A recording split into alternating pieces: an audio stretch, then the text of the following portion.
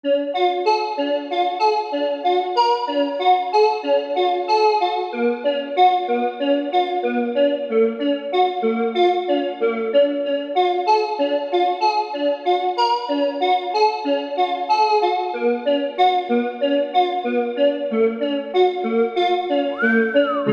don't know what to do, I don't know what to say.